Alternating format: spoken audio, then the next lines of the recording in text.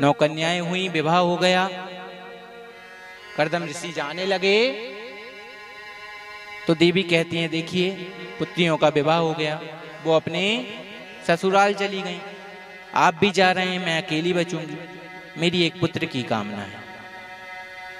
कर्दम ऋषि को याद आता है कि भगवान ने मुझे वचन दिया है कि मैं तुम्हारे यहाँ आऊंगा।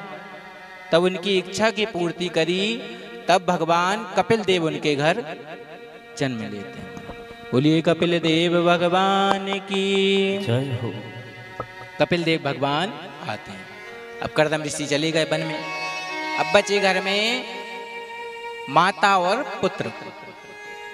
कपिल ऋषि जब बड़े हो गए, मैया को पता तो था कि ये भगवान के स्वरूप हैं, तो उससे पूछा कि पुत्र मुझे बताओ कि मैं संसार के प्रथम पुरुष की, जिन्होंने संतति करी, उसकी पुत्री, कर्दम जैसे ऋषि की पत्नी और माँ भी हूं, तो ऐसी 9 कन्याएं जो भक्ति स्वरूप हैं, पुत्र भी है तो साक्षात परब्रह्म परमात्मा, फिर भी मुझे शांति नहीं है, ऐसा क्यों?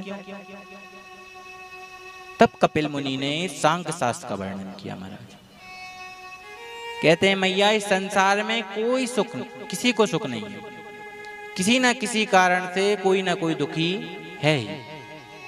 कोई तन दुखी, कोई मन दुखी, कोई धन बिन रहते उदास, और थोड़े थोड़े सब दुखी, बस सुखी राम को दास।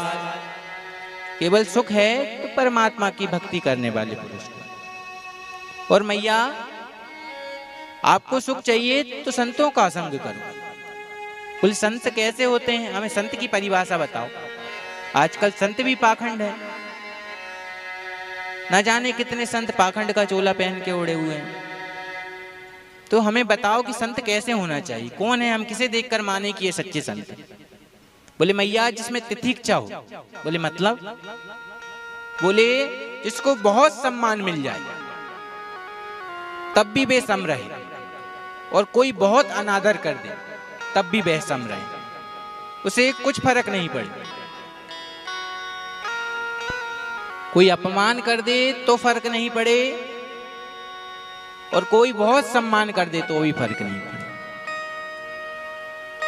जो सबको सम दृष्टि से देखता हो, चाहे कितना ही पैसे वाला हो, कोई कितना ही निर्धन हो, चाहे कितना ही अमीर हो, सबको एक दृष्टि से देखे, जिसका कोई शत्रु ना हो।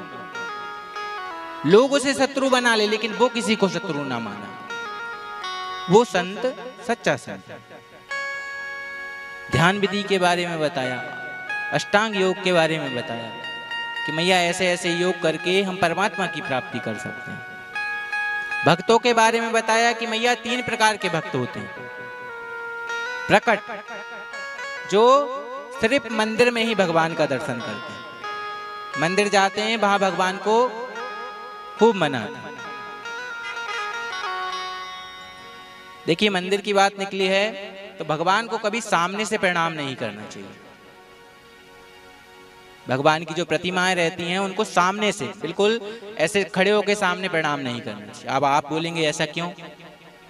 क्योंकि हर देव के सामने, चाहे कोई से भी देव हो, कोई भी देवी हो, हर देव के सामने हनुमान जी उनको निहारते रहते हैं, और हम उनके दर्शन करेंगे, पैर पड़ेंगे तो हमारे पैर उनकी तरफ होंगे। इसीलिए आपने देखा होगा कोई कोई लोग आड़े होके पैर पड़ते हैं, सामने से पैर नहीं पड़ते। और मंदिर जाएं तो नंगे पैर ना जाया करें। क्यों आप बोलेंगे? मंदिर तो नंगे पैर जाना अच्छी बात है। उस मंदिर में नंगे पैर जाएं जहां आपको बाहर पैर धोने की व्यवस्था मिल जाए। आप रास्ते से जाते हैं, उसी रास्ते से ना जाने कौन कौन जानवर, कौन कौन कैसे कैसे लोग गए हैं, क्या रास्ते में पड़ा है, वो सब आपके पैरों में होते हुआ मंदिर तक जाता है। या तो आप चप्पल पहनकर जाएं, नहीं तो मंदिर के बाहर जल की व्यवस्था करें, तब आपका जाना बहुत उचित है। बताया कि पहले भक्त वो हैं जो सिर्फ मंदिर में ही भगवान के दर्शन करते हैं और कहीं नहीं मानते कि भगवान कहीं मिलेगा तो मंदिर में ही मिलेगा। ये पहला भक्त। दूसरा बताया मध्यम, बोले जो मंदिर के साथ संतों में भी दर्शन करता हो, जो संतों में भी आस रखता हो, संतों को भी भगवान रूप में मानता हो, वो मध्यम भक्त। और तीसरा उत्तम, जो हर जगह भगवान को देखता हो, चाहे कोई हो। सिया राम में देखता हो सबको महाराज, जिसको देखे सबको सीताराम रूप में देखे महाराज। ये 3 प्रकार के भक्ति के बारे में बताया। गर्भस्थ शिशु को बताया महाराज कि जब गर्भ में शिशु आता है तब कितनी पीड़ा होती है। पुनरपि जनरम पुनरपि मनरम पुनरपि जटनी जठरे शयनम भज गोविंदम भज गोविंदम गोविंदम भज मूढ़मते। एक रात्रि में गर्भ का शिशु कलल के समान होता है, 5 रात्रि में बुदबुदे के समान, 10 रात्रि में बेर के समान हो जाता है महाराज। गर्भ के शिशु की वर्णन पुराणों में किया गया। 10 रात्रि में बेर के समान, 1 माह में नींबू का आकार हो जाता है महाराज। 2 माह में सिर का निर्माण होने लगता है महाराज। 3 माह में मांस रोमा बलियां इत्यादि चढ़ने लगती है। 4 माह में थोड़ी थोड़ी मांसपेशियां आ जाती हैं। 5 माह में भूख प्यास लगने लगती है, इसीलिए 5वें महीने के बाद माता को भी भूख ज्यादा लगने लगती है, गर्भ में शिशु होता है तो। 6वें महीने में झिल्लियां लिपट जाती हैं महाराज। जब माताएं जो भी खाती हैं तीखा, वो सब गर्भस्थ शिशु को लगता है। तीखा खाएंगी तो उसे जलन होगी। 7वें महीने में उसको स्मरण शक्ति आ जाती है, पूरा बच्चा तैयार हो जाता है। 5वें महीने में इसीलिए कभी कभी बच्चे हो जाते हैं 7वें महीने में। आपने सुना होगा कि 7वें महीने में भी बच्चे हो जाते हैं। 7वें महीने में स्मरण शक्ति पूर्ण रूप से तैयार हो जाती है। गर्भस्थ शिशु भगवान से हाथ जोड़कर कहता है, प्रभु मुझे क्षमा कर दें, इतना कष्ट हो रहा है, मैं अब ऐसे कर्म नहीं करूंगा कि मुझे यहाँ आना पड़े, मैं आपको अब कभी नहीं भूलूंगा।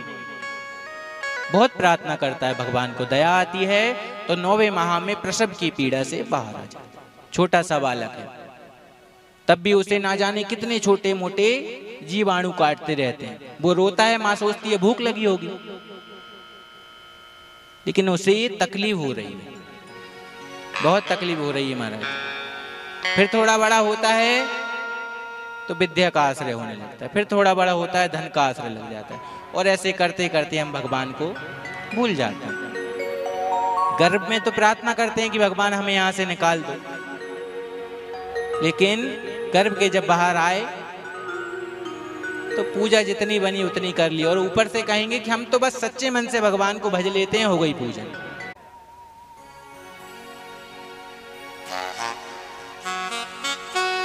कपिल मुनि ने अपनी मां को उपदेश दिया, मां के ज्ञान के पर्दे फटे।